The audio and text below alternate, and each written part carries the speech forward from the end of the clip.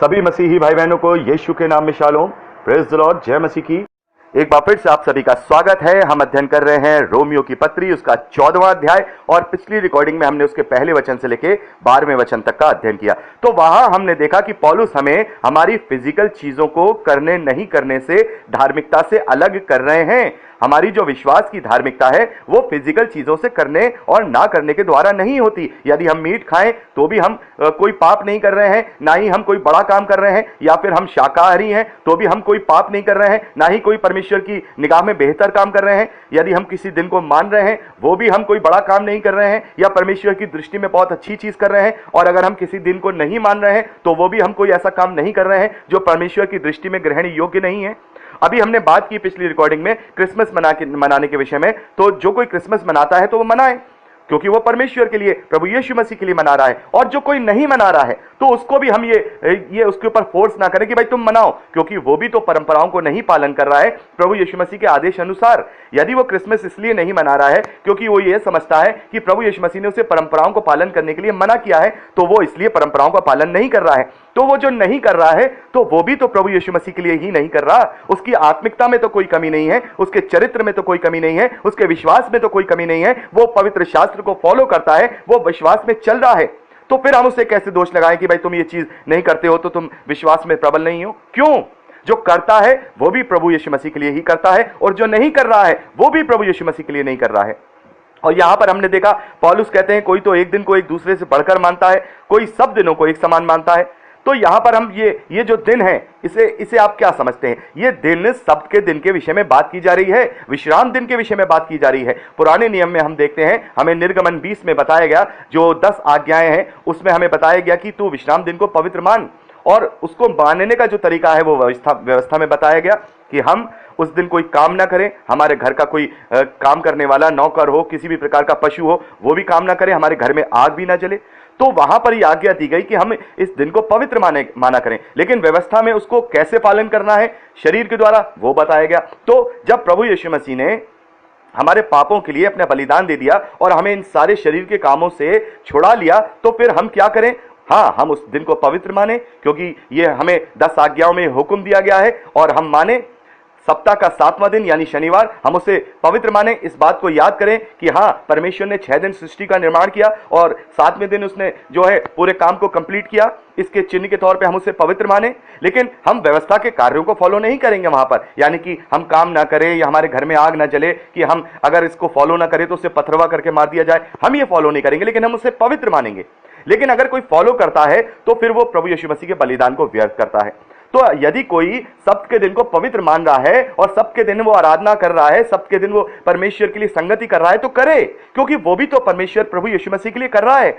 और जो रविवार को कर रहा है वो भी प्रभु यीशु मसीह के लिए कर रहा है, क्योंकि रविवार के दिन प्रभु यीशु मसीह का पुनरुत्थान हुआ।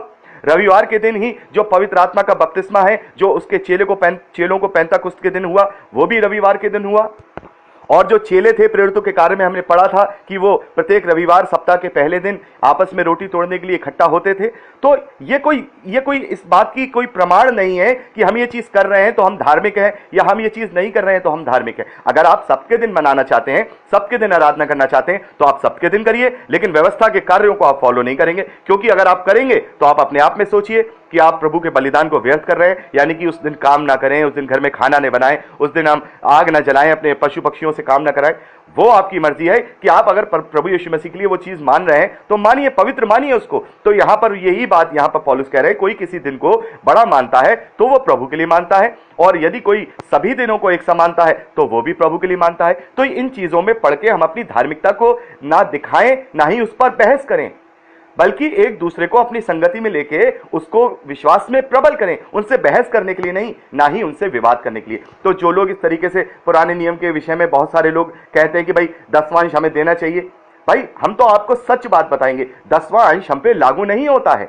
अब हम उसके ऊपर पूरी तरह से अधीन नहीं है, लेकिन अगर आप दे रहे हैं तो वो कोई गलत चीज नहीं है। आप दीजिए, आपका मन कर रहा है, परमेश्वर आपको अगुवाई कर रहा है कि मुझे 10वां हिस्सा देना चाहिए, आप 10वां दीजिए, 5वां दीजिए, आप आधा दीजिए। ये तो परमेश्वर उसको प्रतिफल उसी हिसाब से स्वर्ग के राज में देगा। तो किसी से ये कहना कि नहीं आपको ये करना ही करना है, ये भी गलत है। और किसी से ये कहना कि नहीं ये तुम जो ये कर रहे हो ये गलत है, ये भी गलत है। यदि वो 10वां हिस्सा देना चाहता है वो दे, यदि वो पूरी रीति से सबके दिन को पवित्र मानना चाहता है तो माना करे, लेकिन उसके कार्यों को वो ना माने, ये परमेश्वर के विरोध में हो जाएगा, क्योंकि प्रभु यीशु मसीह ने हमारे लिए बलिदान कर दिया, उन सारे कार्यों को हमारे लिए उसको सबके लिए छुड़ौती बना दिया। तो हम पवित्र माने सबके दिन को, और हमेशा माने, पवित्र दिन माने, लेकिन उसके कार्य न करें। तो यहां पर पौलुस यही हमें बता रहे हैं कि जो फिजिकल चीजें हैं उससे हमारी धार्मिकता सिद्ध नहीं होती, बल्कि हमारे विश्वास के द्वारा, और विश्वास से जो हम अपने स्वभाव को, अपने चरित्र को, अपने चाल चलन को प्रभु यीशु मसीह के ग्रहण योग्य बनाते हैं, उसके द्वारा हमारी धार्मिकता या हम कहें हमारा अनंत जीवन हमें मिलेगा। तो यहां पर 13वें वचन में आगे पौलुस कहते हैं, अतः आगे को हम एक दूसरे पर दोष ना लगाएं, पर तुम ये ठान लो कि कोई अपने भाई के सामने ठेस या ठोकर खाने का कारण ना रखे। बड़े ध्यान से इस बात को सुनिएगा, यह बहुत जरूरी बात है। यहां पौलुस कह रहे हैं, इसलिए अब हम आगे एक दूसरे पर दोष ना लगाएं, एक दूसरे से बहस ना करें, और ना ही एक दूसरे के ठोकर खाने का कारण बने, ना ही उसको ठेस पहुंचाने का कारण बने। यहां पर पौलुस आगे लिखते हैं, मैं जानता हूं और प्रभु यीशु में मुझे निश्चय हुआ कि कोई वस्तु अपने आप से अशुद्ध नहीं, परंतु जो उसे अशुद्ध समझता है उसके लिए अशुद्ध है। यदि तेरा भाई तेरे भोजन के कारण उदास होता है तो फिर तू प्रेम की रीति से नहीं चलता।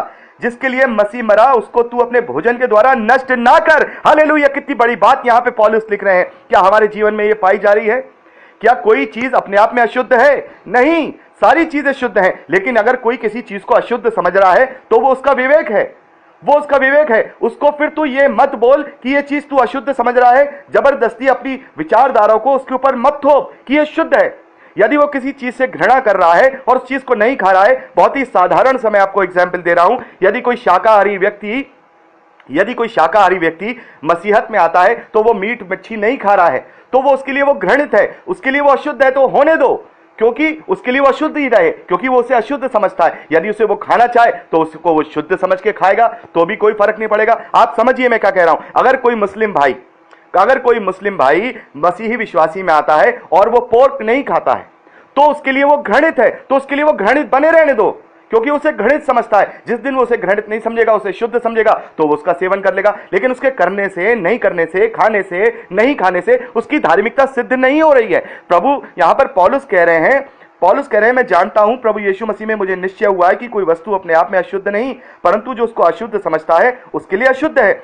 यदि तेरा भाई तेरे भोजन के कारण उदास होता है तो फिर तू प्रेम की रीति पर नहीं चलता है। यदि मान लीजिए हम सब मसीही विश्वासी एक से एक पंडाल में इकट्ठे हुए भोजन कर रहे हैं, और वहां पर मान लीजिए 15 या 20 लोग ऐसे हैं जो शाकाहारी हैं और वो मांसाहारी चीज से घृणित होते हैं या उन्हें घिन आती है, तो हमें क्या चाहिए? क्या हमें उनके सामने लेकर के बोटी चबानी चाहिए? नहीं, हमें सबसे पहले हमें ये देखना होगा कि हम यहाँ जो हमारे भाई बहन बैठे हैं, यदि हमारे खाने से उन्हें परेशानी है तो उनके लिए अलग इंतजाम करें, या फिर हम वहां से हट जाएं, या फिर हम वहां वो मांसाहारी खाना ना खाएं, उनके साथ शाकाहारी खाएं, क्योंकि फिर वो हमारे कारण उदास हो रहे हैं। तो हमने प्रेम की रीति पर अपने पड़ोसी को दुखी कर दिया। हम उससे अपने समान प्रेम नहीं कर रहे हैं, क्योंकि यदि हम उस विश्वासी की जगह होते तो हम यही चाहते कि ये जो भाई है, ये जो मांस खा रहा है, मुझे इससे घिन आ रही है, ये मेरे साथ ना करे। तो क्या हमने उससे अपने पड़ोसी समान प्रेम रखा? नहीं।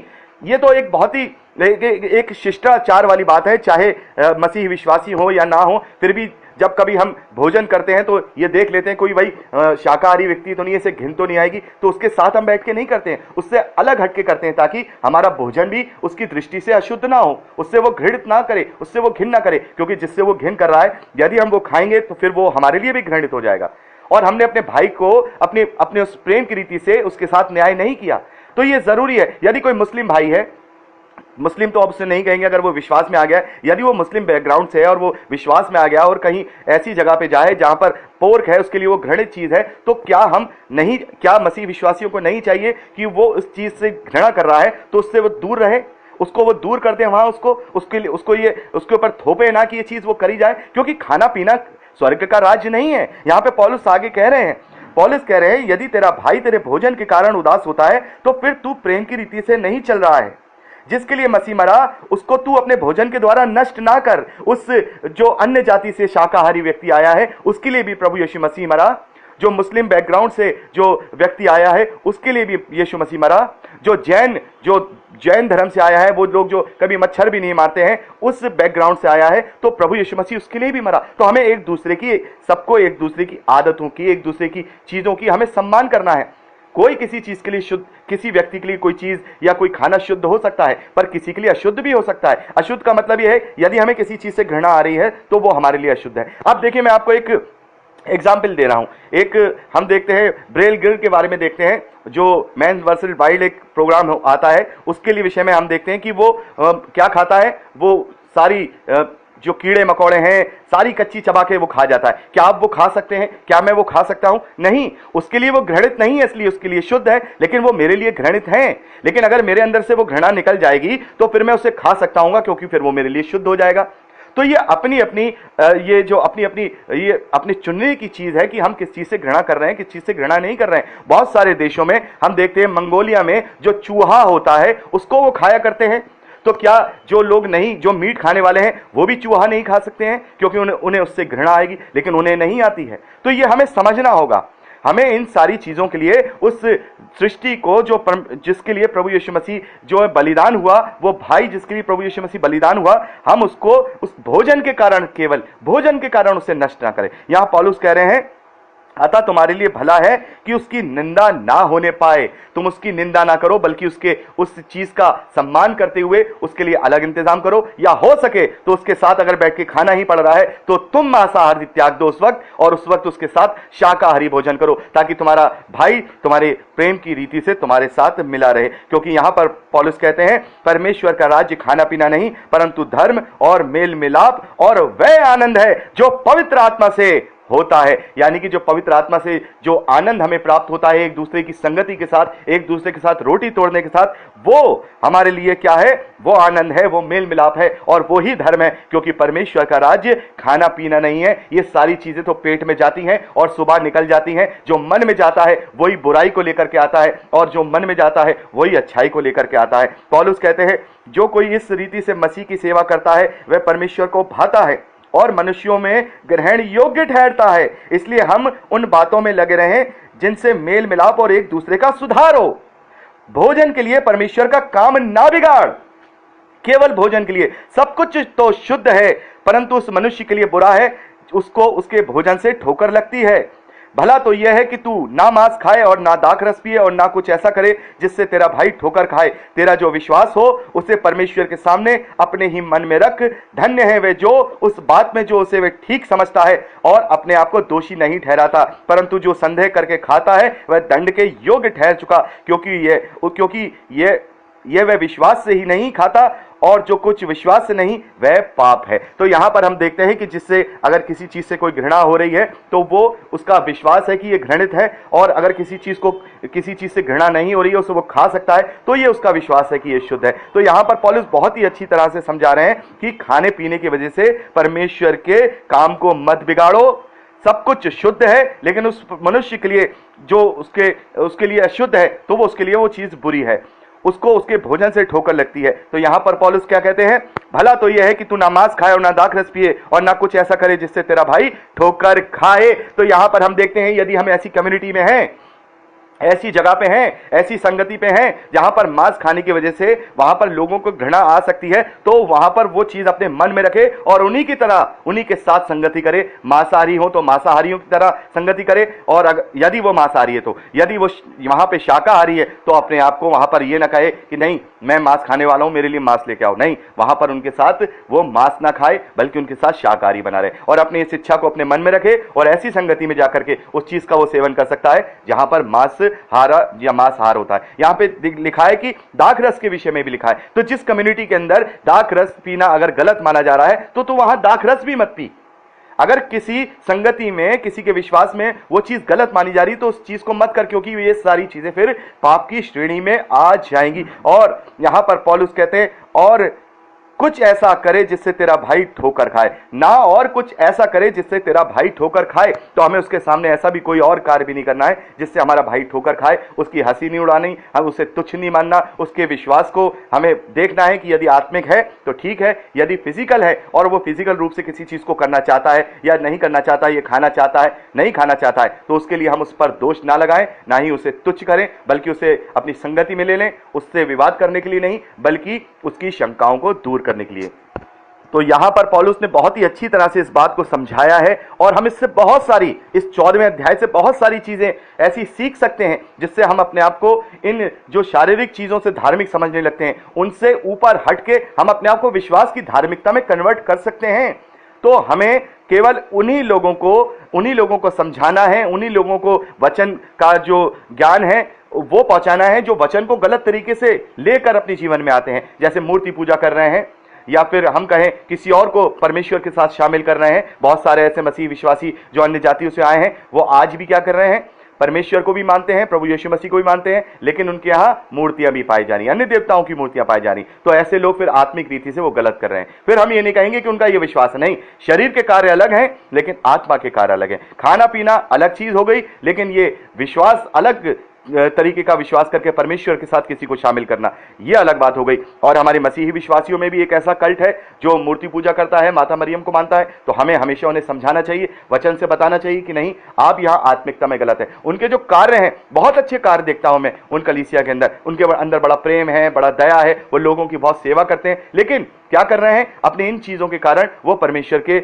निगाह में जो ग्रहण योग्य नहीं है और दंड के भागी हैं, क्योंकि वो मूर्ति पूजा कर रहे हैं और उस मीडिएटर को ना पहचान कर वो माता मरियम के पीछे पड़े हुए हैं। क्योंकि एक ही नाम दिया गया है और वो नाम है प्रभु यीशु मसीह का, और एक ही मीडिएटर है और वो है प्रभु यीशु मसीह। माता मरियम का भी उद्धार उन्हीं के द्वारा होगा। तो फिर ऐसे लोग अगर आत्मिकता में गलत हैं तो हम उन्हें जरूर जो है उनसे विवाद भी कर सकते हैं, उनको हम समझा भी सकते हैं, उनको वचन से सारी बात बता भी सकते हैं यदि कोई आत्मिकता में गलत है। लेकिन शरीर की रीति से अगर कोई अपनी मर्जी से जो कुछ करना चाह रहा हो जो परमेश्वर की दृष्टि में घृणित नहीं है, तो फिर हम उससे इस विषय में विवाद ना करें। ध्यान रखिएगा, परमेश्वर की दृष्टि में घृणित ना हो। बहुत से लोग ये कहेंगे कि ठीक है, हम अपने शरीर से काम कर रहे हैं, हम इस तरीके के कपड़े पहनेंगे, जो है बिल्कुल अश्लील कपड़े पहनेंगे, हम कर रहे हैं, फिजिकल कर रहे हैं, परमेश्वर को इससे कोई फर्क नहीं पड़ता। नहीं, इससे फर्क पड़ता है, क्योंकि आपके अश्लील कपड़े पहनने से दूसरे की आत्मिकता पे फर्क पड़ता है। तो इसलिए ये फिजिकल कार्य नहीं है, ये आत्मिकता के विरोध में कार्य है। तो ये पवित्र आत्मा कॉन्शियस में डालता है कि हमें किस प्रकार से